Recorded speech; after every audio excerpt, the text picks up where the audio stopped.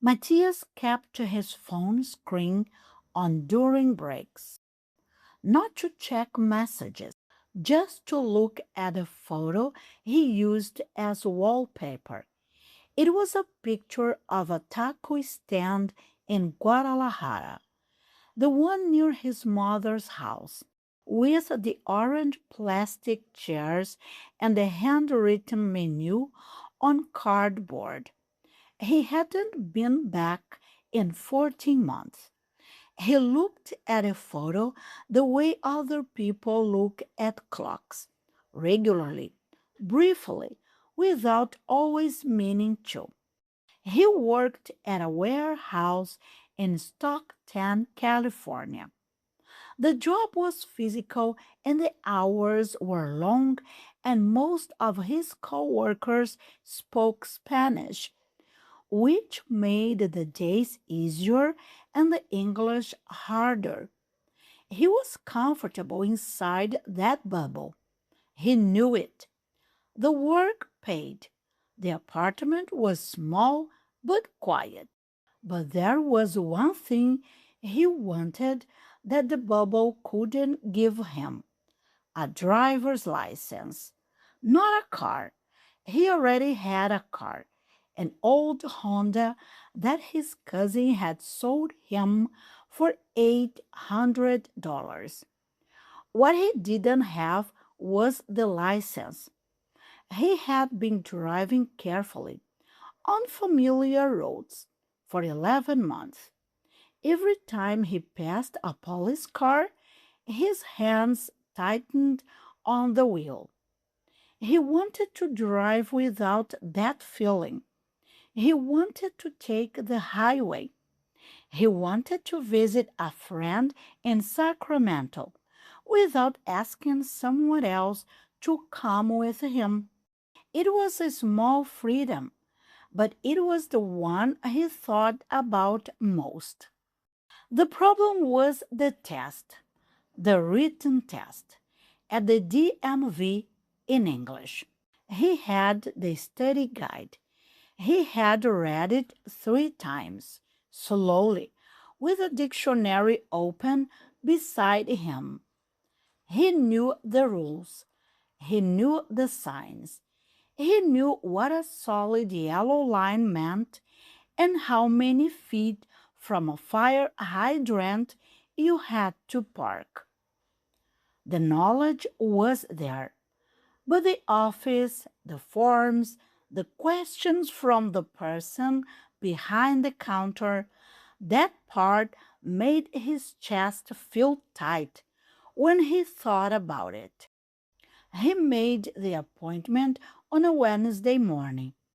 He sat in the DMV waiting room with a numbered ticket in his hand, 47, and watched the screen above the counter cycle through numbers. The room was cold and fluorescent and full of people who all seemed to know exactly what they were doing. Matthias looked at his phone.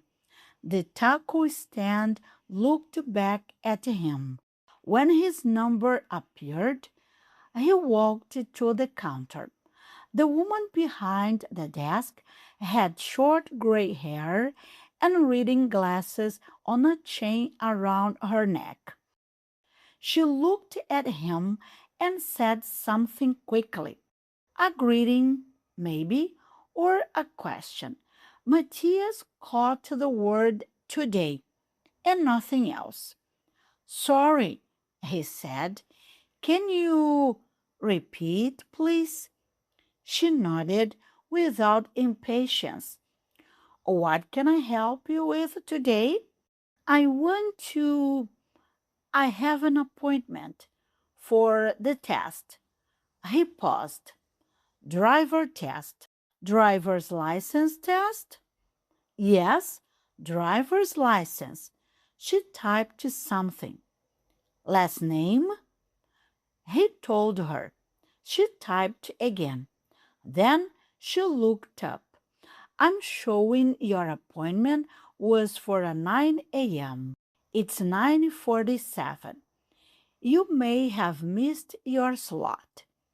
Matthias understood most of the words, but slot was not one of them. He looked at her. Sorry, Mr. Slot? Your time, she said. 9 o'clock was your time. It's almost 10 now. He understood. He had arrived at 9:15. He had checked the confirmation email. He was sure of it. He took out his phone and found the email. He turned the screen toward her without saying anything. She looked at it. She looked at her computer. Something shifted in her expression. Not an apology, just a small correction. Oh, 9:45, not 9. She typed again. You're fine. You're actually early. Matthias put his phone back in his pocket. Okay, he said. Thank you. She printed a form and slid it across the counter. Fill this out and bring it back. You'll take the test at window 6. He took the form. He sat back down in the same chair. He read the form carefully, the way he read everything, slowly, twice. His English on paper was better than his English out loud. He filled in the boxes: name, address, date of birth. He knew all the answers. He brought the form back to the woman. She sent him to window 6. The test was on a screen, multiple choice. He read each question twice before answering. There was one question about school buses that made him pause. He reread it 3 times. Then he chose his answer and moved on. When he finished, the screen showed his score. He had passed. He sat in his car in the parking lot for a few minutes before starting the engine. He didn't call anyone. He just sat there with the engine off and the afternoon sun coming through the windshield. He thought about a highway to Sacramento. He thought about the word slot and how he hadn't known it an hour ago. And now he did. He started the car. He took the highway home, not because it was faster, but because he could. The road was long and straight and ordinary, and he drove it with both hands on the wheel and his phone in his pocket, the taco stand waiting there in the dark, the way it always did. Some distances he was learning. You close one small choice at a time. Hello, guys. I am Nadir. I hope you enjoyed today's story and learned some English with it. See you next video. Bye.